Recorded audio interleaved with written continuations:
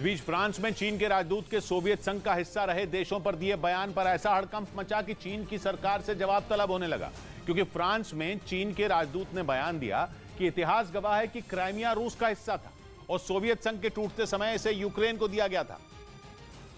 यानी फ्रांस में चीन के राजदूत लू शाय ने इशारों में क्राइमिया को रूस का हिस्सा मान लिया, जबकि दुनिया की नजरों में वो अब भी यूक्रेन का है और पुतिन की सेना जबरदस्ती वहां बैठी हुई है। एक इंटरव्यू में बोलते हुए लू शाय यही नहीं रुके, बल्कि उन्होंने दावा किया कि क्राइमिया को सोवियत संघ के सबसे बड़े नेता निकिता क्रुश्चोव ने यूक्रेन को दिया था, जबकि इतिहास के पन्नों में क्राइमिया रूस का हिस्सा था और सोवियत संघ के राज्यों को अंतर्राष्ट्रीय कानून में किसी देश का दर्जा नहीं दिया गया था। मतलब यह कि चीन के राजदूत ने इशारों में क्राइमिया ही नहीं बल्कि यूक्रेन समेत बाकी देशों की दिल की धड़कन बढ़ा दी। और यूक्रेन ही नहीं, बाल्टिक देश भी चीन पर भड़क गए। फ्रांस ने चीन पर इससे जवाब मांगा और पूछा कि क्या लू शाय की राय ही चीन की सरकार की भी राय है। लू शाय के इस बयान ने बैठे बिठाए सोवियत संघ का हिस्सा रह चुके राज्यों को ठेस पहुंचा दी,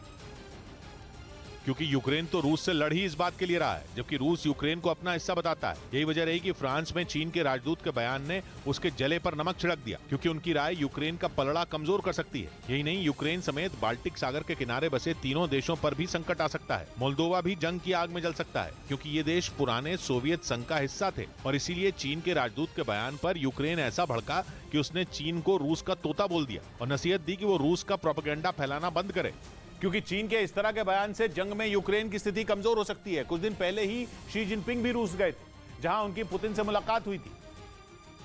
और दोनों नेताओं की मुलाकात की तस्वीरें दुनिया ने देखी थी। और अब फ्रांस में चीन के राजदूत ने सोवियत संघ की याद दिला दी, जिससे यूक्रेन पर मानसिक दबाव बढ़ रहा है, क्योंकि 1991 से पहले रूस और यूक्रेन अलग अलग देश नहीं थे बल्कि सोवियत संघ का हिस्सा थे। रूस और यूक्रेन के अलावा Georgia, Belarus, Uzbekistan, Armenia, Azerbaijan, Kazakhstan, Kyrgyzstan, Moldova, Turkmenistan, Tajikistan, Latvia, Estonia और लिथुआनिया भी सोवियत संघ का हिस्सा था। यही वजह रही कि चीन के राजदूत के बयान ने यूक्रेन समेत बाल्टिक सागर के किनारे बसे लातविया, एस्टोनिया और लिथुआनिया के माथे पर भी शिकन ला दी और उन्होंने लू शाय के बयान पर चीन की सरकार से जवाब मांग लिया।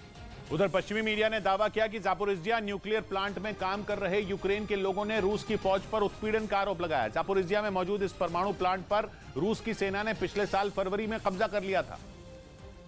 और जंग शुरू होने के कुछ दिन बाद ही रूस की सेना जापोरिजिया में घुस गई थी। तभी से वहां यूक्रेन की फौज के साथ उसकी भीषण जंग छिड़ी हुई, लेकिन उस वक्त रूसी सेना जापोरिजिया में इतनी तेजी से फैली थी कि उससे मुकाबला करना यूक्रेन के लिए मुश्किल हो गया था और देखते ही देखते पुतिन की सेना ने जापोरिजिया न्यूक्लियर प्लांट पर कब्जा जमा लिया। हालांकि यूक्रेन ने उसे छुड़ाने की पूरी कोशिश की, लेकिन वो कामयाब नहीं हो पाया और अब पश्चिमी मीडिया ने दावा किया कि रूस की सेना ने अपने फायदे के लिए वहां काम कर रहे यूक्रेन के लोगों का उत्पीड़न किया और आरोप लगाया कि यूक्रेन के खिलाफ काम न करने पर इस प्लांट के कई कर्मचारियों को पुतिन की फौज ने रबर की गोलियों से घायल कर दिया, जबकि कुछ लोगों के विरोध करने पर रूस की सेना ने उन्हें मौत के घाट उतार दिया।